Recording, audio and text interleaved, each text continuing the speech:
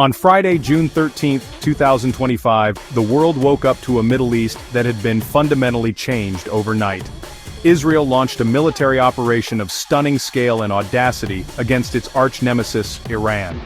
Codenamed Operation Rising Line, this was not another small, deniable skirmish in the long shadow war between the two nations. It was a direct, massive and unambiguous assault on the heart of the Iranian state. Over 200 of Israel's most advanced fighter jets streaked across the sky, striking more than 100 targets deep inside Iranian territory. This was the largest military attack on Iran since its brutal decade-long war with Iraq ended in 1988, and it represents a gamble of historic proportions. The name itself, Operation Rising Line, is deeply symbolic and speaks volumes about Israel's mindset. For years, Israeli leaders have spoken of a red line that Iran must not cross in its pursuit of nuclear weapons. This operation's name suggests that in Israel's view, Iran had not just crossed that line, but was rapidly ascending towards a point of no return, the ability to build a nuclear bomb. The operation was therefore designed to be a definitive statement, a powerful pushback against what Israel saw as an existential threat, reaching its final, most dangerous stage. This was not a warning shot, it was a clear and forceful attempt to redraw the military and strategic map of the region in a single night. This event is important because it shatters a long-standing, albeit fragile, paradigm in the Middle East. For decades, the conflict between Israel and Iran was fought through proxies, cyber attacks, and covert assassinations, a murky war in the shadows. Direct state-on-state conventional warfare was the one threshold that was rarely, if ever, crossed on such a scale. By launching this operation, Israel has brought the conflict out into the open, creating a new and far more volatile reality. The old rules are gone, and the consequences of this action will now ripple across the globe, affecting everything from the price of oil to the balance of power between superpowers. The sheer ambition of the operation is what sets it apart. Previous Israeli actions were often limited in scope, designed to send a message or degrade a specific capability. Operation Rising Line was different.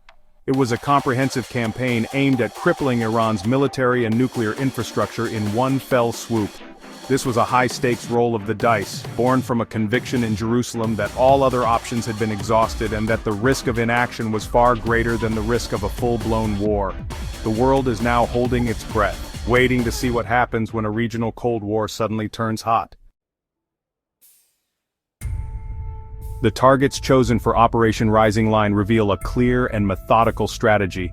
Israel did not just hit one or two sites, it launched a coordinated assault against the three pillars of Iranian power: its nuclear program, its ballistic missile capabilities, and the command structure of the Islamic Revolutionary Guard Corps, or IRGC. The primary target was, without a doubt, Iran's nuclear facilities. Sites like the Natanz uranium enrichment facility were struck heavily. The goal here was not just to damage the facilities but to destroy the complex equipment inside, and tragically, to eliminate the scientific expertise driving the program. Reports from Iran claim that at least 6 top nuclear scientists were killed in the attacks. Beyond the nuclear sites, Israeli jets systematically targeted Iran's ability to fight back. This meant going after its ballistic missile bases, the very weapons Iran would use to retaliate against Israel. Launch pads, storage bunkers, and command and control centers were all on the target list. Simultaneously, Israel aimed to blind its enemy by attacking Iran's air defense systems. By taking out radar installations and anti-aircraft missile batteries, the Israeli Air Force sought to gain air supremacy over Iran, allowing its jets to operate with greater freedom and effectiveness. This part of the plan was crucial for the success of the entire operation, ensuring the attacking planes could reach their targets and return safely. The third layer of the attack was personal and psychological. Israel targeted the leadership of the IRGC, the powerful military and ideological force that projects Iranian power across the region and controls the nuclear and missile programs. According to unverified reports from Iranian state media, the heads of the Revolutionary Guard, the Central Armed Forces, and the Air Force were killed. This was a decapitation strike, aimed at creating chaos and paralysis within the Iranian regime at the most critical moment. By targeting the leadership, Israel hoped to weaken Iran's ability to mount a coherent and devastating response, sowing confusion and fear throughout its chain of command. Ultimately, Israel's goals were twofold. In the short term, the objective was brutally simple: to physically dismantle Iran's nuclear program and set it back by years, if not permanently. In the long term, the goal was more strategic. Israel hopes that this massive blow will weaken the Iranian regime's grip on power, perhaps even triggering its collapse from within. By demonstrating the regime's inability to protect its most valuable assets and its most powerful leaders, Israel may be gambling that the Iranian people will lose faith in their rulers. It is a high-risk strategy that aims not just to win a battle, but to change the fundamental nature of the Iranian state itself. The timing of Operation Rising Line was not random. It was the result of a cold and calculated assessment by Israeli intelligence. Israel perceived a unique window of opportunity to strike, a moment when Iran was seen as particularly vulnerable. Several factors contributed to this calculation. First and foremost was the status of Iran's nuclear program. Intelligence reports suggested that Iran was alarmingly close to breakout capability, the point at which it could produce enough weapons-grade uranium for a nuclear bomb in a very short time. Furthermore, Israel believed that Iran was in the process of moving its most critical enrichment equipment to deeper, more fortified underground bunkers, making a future strike much more difficult, if not impossible. Secondly, Iran's regional power had been visibly eroding. Since late 2023, Iran's network of proxies, groups like Hezbollah in Lebanon and militias in Syria and Iraq, had suffered significant setbacks.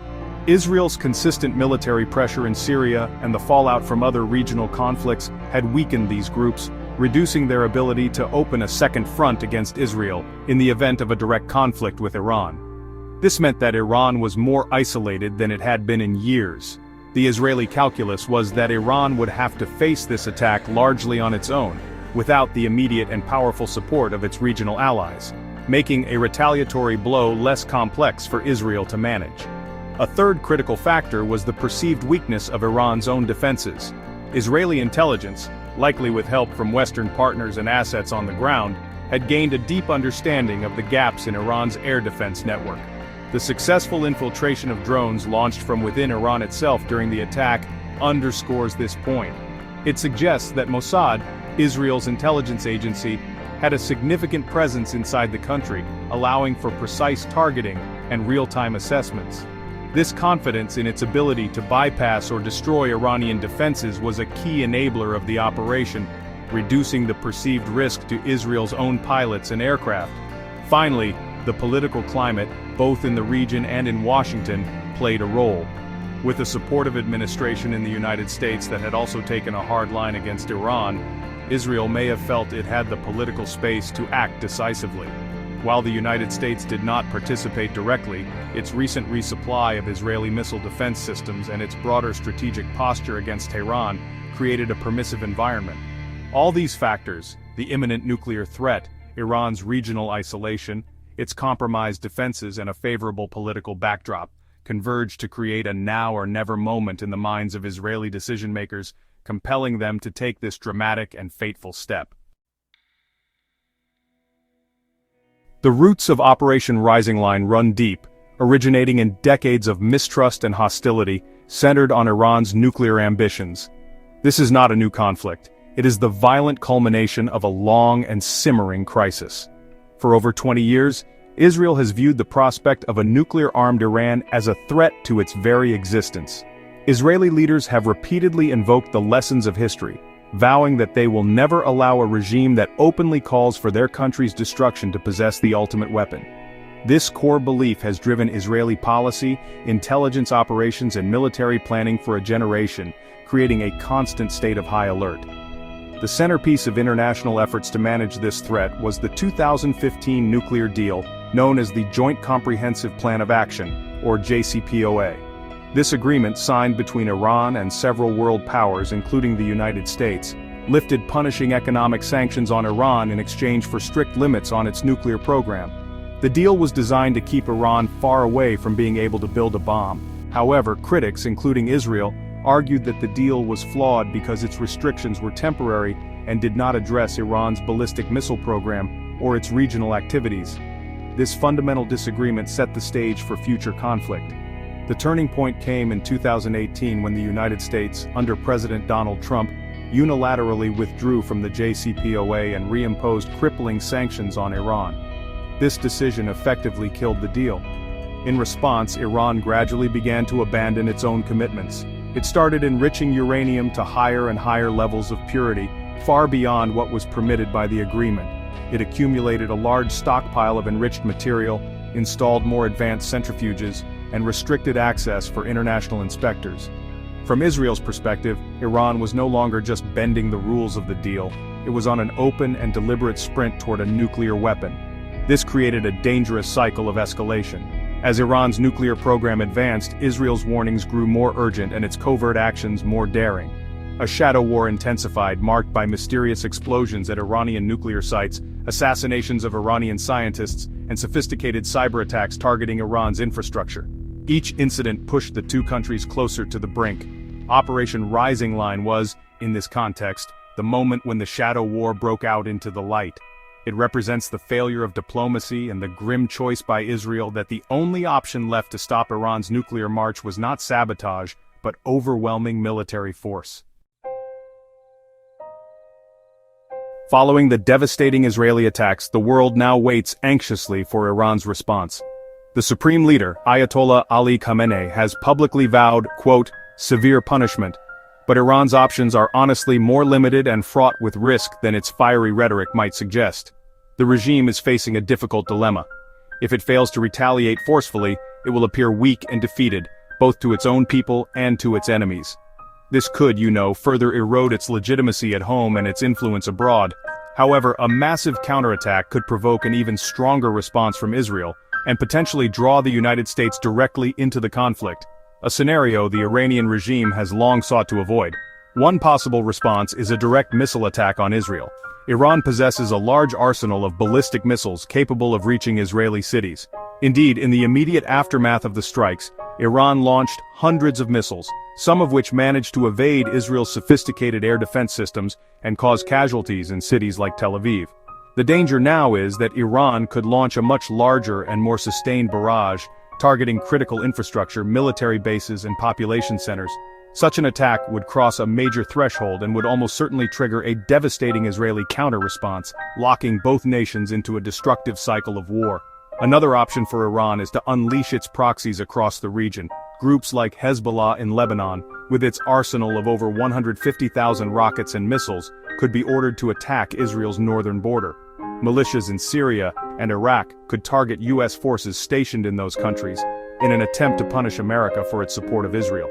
This strategy of asymmetric warfare allows Iran to strike back without necessarily triggering a direct war on its own soil. However, this path is also risky. Israel has made it clear it holds Iran directly responsible for the actions of its proxies, and any major attack by Hezbollah would likely lead to a catastrophic war in Lebanon. The greatest danger is that the conflict spirals out of control. A miscalculation by either side could lead to a wider regional war that engulfs the entire Middle East. If an Iranian missile were to hit a particularly sensitive target in Israel, or if a proxy attack were to kill American soldiers, the response could be swift and overwhelming. The Israeli military has claimed it has already established control of the airspace over Tehran, a bold assertion that suggests it is prepared for further rounds of conflict. The path forward is treacherous, with every possible Iranian move carrying the potential for an even more dangerous and widespread escalation. The international reaction to Operation Rising Line has been a mixture of alarm, condemnation, and quiet strategic calculation.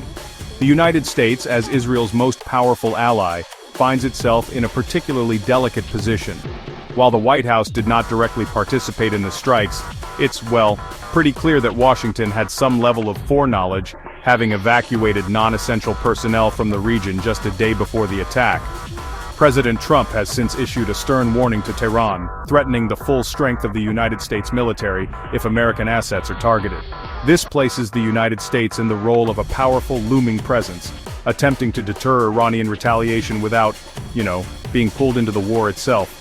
The extent of American-Israeli coordination remains a subject of intense debate. Some Israeli officials have hinted that they received a green light from Washington, while others in the United States have described the operation as a unilateral action taken by Israel alone. Regardless, The United States has already provided tangible support by recently resupplying Israel's Iron Dome missile defense system and deploying heavy bombers to its regional base on Diego Garcia. This posture sends a clear signal of solidarity with Israel, but also, honestly, raises the stakes significantly. If Iran or its proxies decide to target United States bases in retaliation, America could find itself dragged into the very direct conflict it has sought to avoid. Other global and regional powers are watching with deep concern. The United Kingdom has moved jets to the Middle East, signaling its readiness to defend its interests and allies, while officially stating it provided no military support for the initial attack. European nations, which have long championed diplomacy as the solution to the Iran nuclear issue, are now watching their preferred approach go up in flames. They fear that the attack will not only lead to a wider war but also trigger a major humanitarian crisis and a surge in oil prices that could destabilize the global economy. Their diplomatic influence, however, appears limited in this new era of direct military confrontation. Meanwhile, other Middle Eastern countries, particularly Sunni Arab states like Saudi Arabia and the United Arab Emirates, are observing the situation with a complex mix of apprehension and quiet satisfaction. These nations have long viewed Iran as their primary regional rival and share Israel's concerns about its nuclear program and expansionist policies. While they will not publicly support Israel's actions, they may privately see a benefit in the degradation of Iranian military power.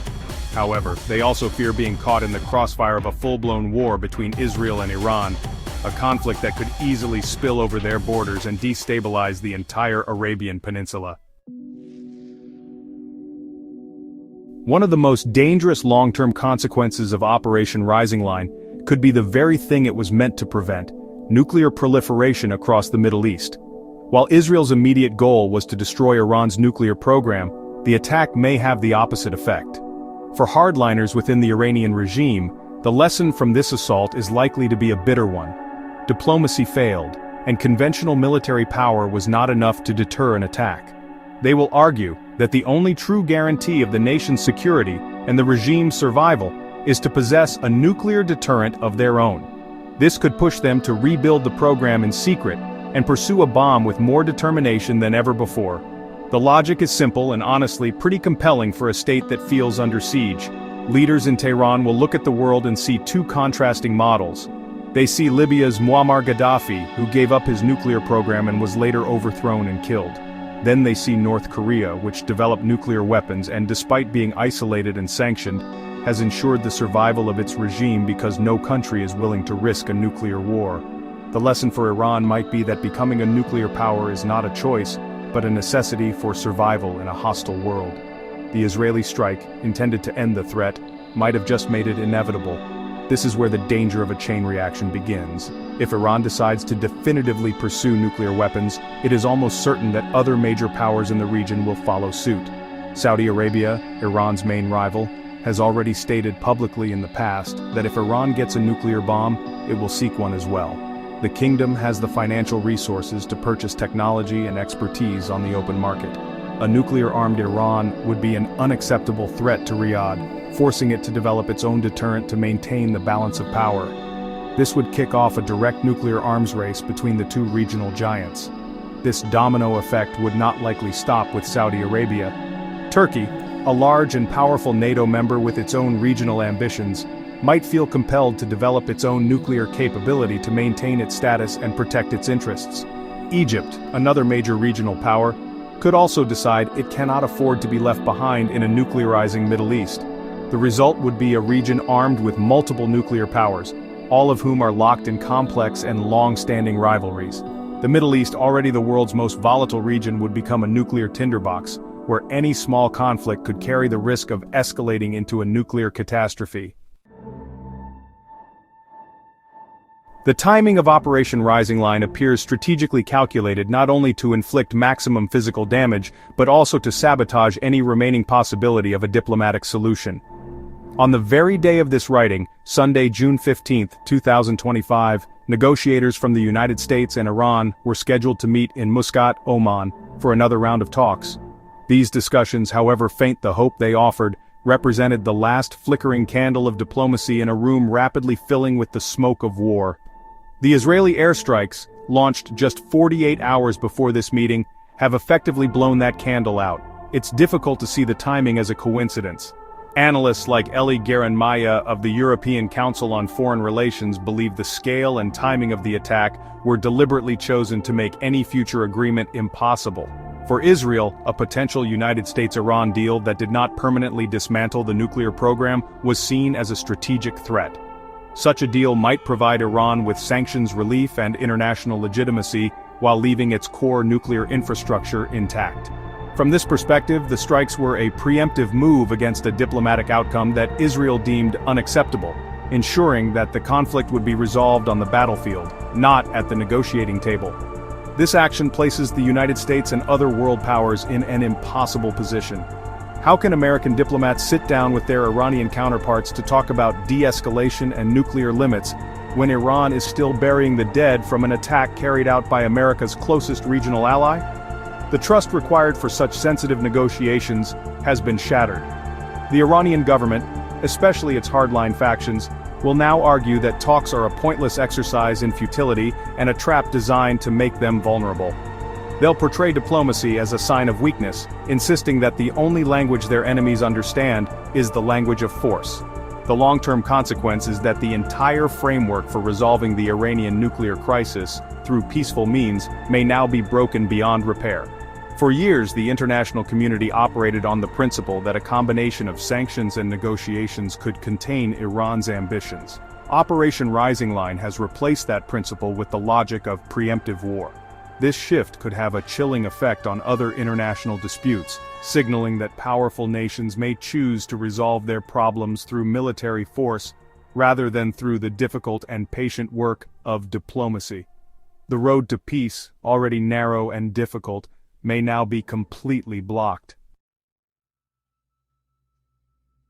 Operation Rising Line is more than just a military attack. It is an event that has fundamentally redrawn the strategic map of the Middle East. The old unwritten rules of engagement have been torn up, and a new, more dangerous and unpredictable era has begun. The long-standing shadow war between Israel and Iran has burst into the open, creating a direct confrontation between two of the region's most powerful states. This shift from covert conflict to overt warfare means that the risk of miscalculation and rapid escalation is now, honestly, exponentially higher. Every future incident will be viewed through the lens of this attack, raising the stakes for all involved. The balance of power in the region is now in a state of flux. If Israel's gamble pays off and Iran's capabilities are severely degraded without triggering a wider war, Israel will have cemented its position as the dominant military power in the Middle East. It will have demonstrated an unrivaled ability to project force and unilaterally neutralize what it perceives as an existential threat. This could embolden Israel to take even more aggressive action in the future. However, if the gamble fails and Iran retaliates in a way that inflicts significant pain or draws in other actors, the conflict could spiral into a regional catastrophe that weakens all sides and creates a massive power vacuum. This event forces every other country in the region and beyond to reassess its position. The United States is being forced to choose between its commitment to its ally and its desire to avoid another major war in the Middle East.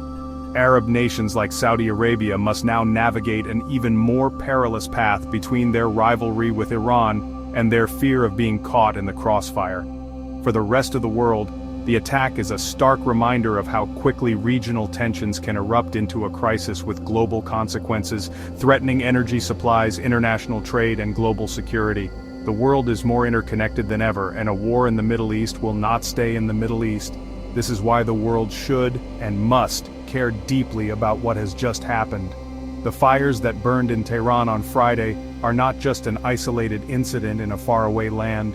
They are a signal that the fragile order that has governed the Middle East for decades is collapsing. The fallout from Operation Rising Line will define the region's politics for years to come, with the potential to unleash devastating wars, trigger a nuclear arms race, and create widespread instability.